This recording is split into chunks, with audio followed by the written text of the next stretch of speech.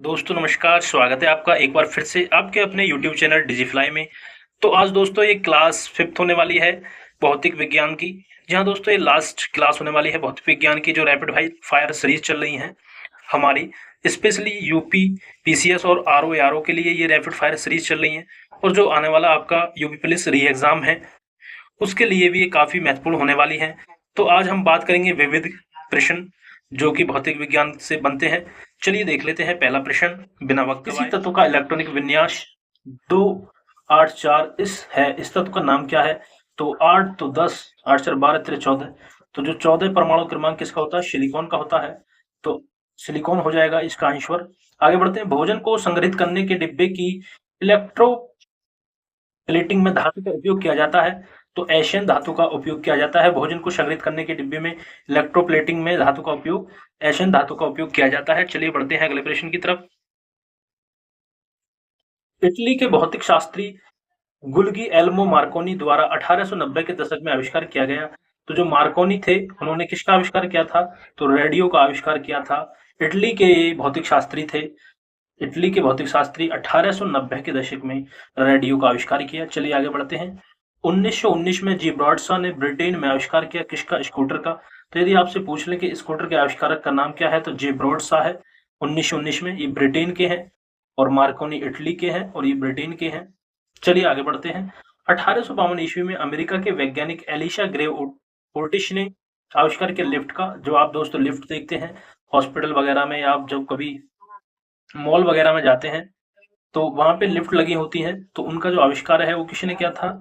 America के वैज्ञानिक Elisha grey ओटिश के द्वारा ये किया गया था। याद रखेंगे। चलिए बढ़ते हैं अगले प्रश्न की तरफ। अमोनियम सल्फेट में नाइट्रोजन होती है 20%। कितनी होती है? जो अमोनियम सल्फेट होती है उसमें नाइट्रोजन की यदि हम बात करें तो 20% होती है। चलिए आगे बात करें। विकिरण के लिए आवश्यक नहीं है माध्यम। जो विकिरण होता है उसके लिए माध्यम की आवश्यकता नहीं होती। चलिए आगे बढ़ते हैं। हिग्स बोसोन कण का सामान्य नाम किया है। इसको ईश्वरीय कण या गॉड पार्टिकल कहते हैं। याद रखेंगे, वेरी इंपॉर्टेंट। तो दोस्तों आप देखेंगे कहीं ना कहीं ये प्रश्न पूछे गए हैं पिछली परीक्षाओं में, इसलिए एक एक प्रश्न आपके लिए बहुत ही महत्वपूर्ण हो जाता है। तो वीडियो को बिना स्किप किए देखें, क्योंकि वीडियो मात्र 6 से 7 मिनट की होगी ये विविध मिसैलिनियस प्रश्न की। तो वीडियो में सिर्फ अंत तक बने रहें। बढ़ते हैं अगले प्रश्न की तरफ। मिट्टी के घड़े में जल ठंडा रहता है किसके कारण? वाष्पीकरण के कारण। जो घड़े में छोटे छोटे छिद्र होते हैं जिससे जो है वो जल का वाष्पीकरण होता रहता है, तो इसलिए मिट्टी के घड़े में जल ठंडा रहता है। आप याद रखेंगे। हिग्स बोसोन कण का नाम ईश्वरीय कण। चलिए आगे बढ़ते हैं अगले प्रश्न की तरफ। लेजर एक युक्ति है जिसके द्वारा उत्पन्न किया जाता है उद्दीप्त विकिरण। जो लेजर युक्ति है उसके द्वारा उद्दीप्त विकिरण उत्पन्न किया जाता है। आगे बढ़ते हैं। स्वचालित कलाई घड़ियों में ऊर्जा मिलती है हमारे हाथ के विभिन्न संचलन से। हमारे हाथ के विभिन्न संचलन से। अगले प्रश्न की बात करें। जब अर्धचंद्र होता है तो सूर्य, पृथ्वी तथा चंद्र के बीच का कोण कितना होता है? 90 डिग्री। जब अर्धचंद्र होता है तो सूर्य, पृथ्वी और चंद्रमा के बीच का जो कोण होता है वो 90 डिग्री होता है। आप याद रखेंगे। चलिए आगे बढ़ते हैं। सड़क पर चलने की अपेक्षा बर्फ पर चलना कठिन है। क्यों कठिन है? क्योंकि बर्फ में सड़क की अपेक्षा घर्षण कम होता है। आप सड़क पर आसानी से चल लेंगे, लेकिन बर्फ पर चलना कठिन क्यों होता है? क्योंकि घर्षण की कमी हो जाती है, पैर फिसलते हैं, इसलिए कठिन है। याद रखेंगे, घर्षण के कारण। आगे बढ़ते हैं अगले प्रश्न पर। दूरदर्शन के संकेत एक निश्चित दूरी के बाद नहीं मिल सकते क्योंकि पृथ्वी की सतह वक्राकार होती है। तो दूरदर्शन के संकेत एक निश्चित दूरी के बाद नहीं मिल सकते क्योंकि पृथ्वी की सतह वक्राकार होती है। चलिए नेक्स्ट प्रश्न देखते हैं। यदि एक जहाज नदी से समुद्र में प्रवेश करता है तो क्या होगा? एक जहाज यदि नदी से समुद्र में प्रवेश करता है तो ऊपर उठेगा, सीधी सी बात है।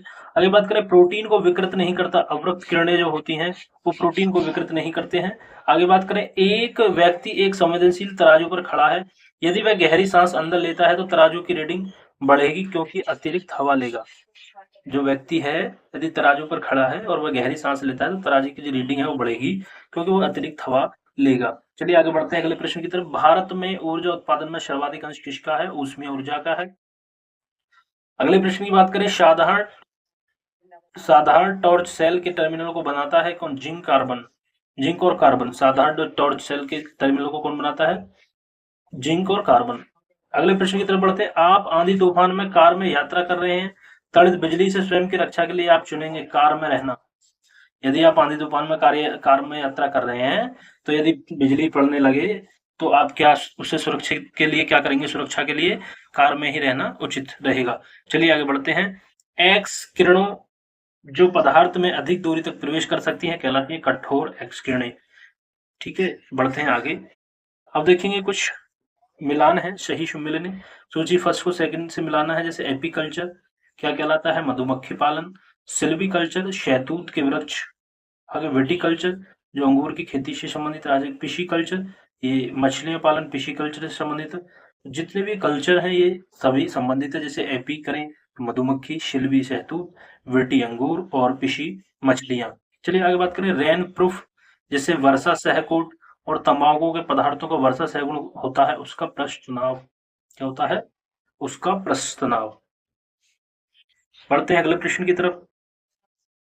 बर्फ जमी झील में मछलियां जीवित रहती हैं क्योंकि वेरी वेरी इंपॉर्टेंट है। जो बर्फ जमी झील होती है उसमें मछलियां जीवित कैसे रह जाती हैं? तो मछलियों की झील के अंदर स्थल चली जाती हैं जहां पानी 4 डिग्री सेल्सियस का होता है। ठीक है, याद रखना है। आगे बढ़ते हैं। दूरदर्शन के संकेत एक निश्चित दूरी के बाद नहीं मिलते पृथ्वी की सतह वक्राकार के कारण। ऊपर भी ये प्रश्न अभी पूछा गया था। आगे बढ़ते हैं। पूर्ण रूप से अप्रत्यास्थ नहीं है, पूर्ण रूप से अप्रत्यास्थ नहीं है एक खिलाड़ी द्वारा फुटबॉल को किक करना। एक खिलाड़ी द्वारा फुटबॉल को किक करना। आगे बढ़ते हैं। अर्धचालकों को प्रतिरोध ताप के बढ़ाए जाने पर बढ़ता है। अर्धचालकों को प्रतिरोध ताप के बढ़ाए जाने पर बढ़ता है। जो प्रतिरोध है तो ताप के बढ़ाने पर बढ़ता है अर्धचालकों का प्रतिरोध। 0 केल्विन तापमान सिलिकॉन होता है एक कुचालक। क्या होता है? यदि 0 केल्विन ताप है, याद रखेंगे 0 सिलिकॉन जो होता है वो अर्धचालक होती है, लेकिन 0 केल्विन ताप पर जो सिलिकॉन होता है वो एक कुचालक होता है। तो दोस्तों आज की वीडियो में इतना ही। वीडियो पसंद आई तो वीडियो को लाइक करें, शेयर करें अपने दोस्तों तक जो भी तैयारी कर रहे हैं। मिलते हैं ऐसी नई जानकारी के साथ अगली वीडियो में, तब तक के लिए जय हिंद जय भारत।